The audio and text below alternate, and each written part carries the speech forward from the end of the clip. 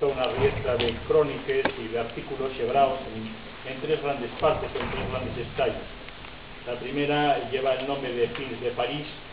y oferta un conjunto de breves apuntes y estampes sobre la vida mundana de la capital francesa. A través de ellos puede agüellarse lo que el propio Rubén Darío llama la soft parisitis. Esta estalla viene a citar la opinión que a Clarín merece el padre del modernismo hispano y de la que puede ser un buen ejemplo este espallals que Clarín dedica en un artículo asolellado en la revista La Publicidad de Barcelona el 26 de octubre de 1893. No tiene en la cabeza, gracias a Rubén Darío Clarín, más que una indigestión cerebral de lecturas francesas y el prurito de imitar en español ciertos desvaríos de los poetas franceses de tercer orden que quieren hacerse inmortales persinándose con los pies. Bueno, la tercera parte de esta obra, Todo al vuelo, que lleva el nombre de Varia,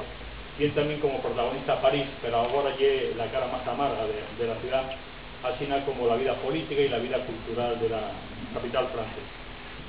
Pero lleva la segunda parte, Algunos juicios, lleva ese título, la más propiamente literaria, ya que en ella Rubén fa crítica de algunos obras y autores contemporáneos de So, por ejemplo, Valle-Inclán, Amaro Nervo, Francisco Contreras,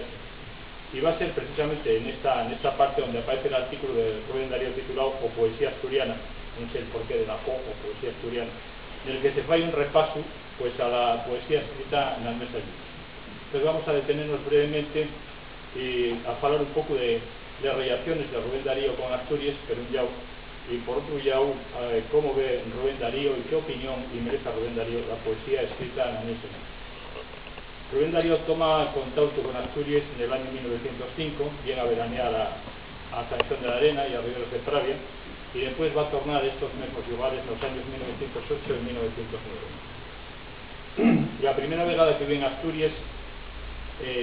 y cuando Rubén Darío era cónsul de Nicaragua en París, donde hacía 2 años, y tenía ya un abondo prestigio, renombre literario, había publicado una revista de obras, entre ellas Cantos de Vida y Esperanza, que lo agitaban como uno de los poetas primeros de esos años. Torna a Asturias en el año 1908, estando ya sitiado en Madrid como ministro residente de Nicaragua en España. En esta ocasión no se asitia en San Juan, sino en Riberas de Pravia, por mor de la enfermedad de la su amante, y después vuelve de nuevo en el año 1909, en el que sería el seu caberu viaje a la nuestra ciudad. Sobre la presencia de Rubén en Asturias, pues hay una documentación y una bibliografía bastante documentada, desde el artículo de Azorín del año 1905 hasta trabajos y artículos más recientes que no voy a citar ahora. Pero son las propias payales de Rubén Darío también les que dan noticia, que dan anuncia de esta estancia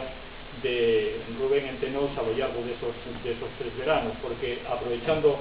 la su estancia en Asturias, la escribe también una revista de artículos que llevaban el título genérico de En Asturias y que asolellará en un volumen titulado Opiniones, que aparece en el año 1906 en Madrid, publicado por la librería de Fernando. En estos artículos dedicados a Asturias, bueno, trata un poco de la gente, del paisaje, fala del asitiamiento en el que ella se atopa, y también fala de bellas visitas que falla a la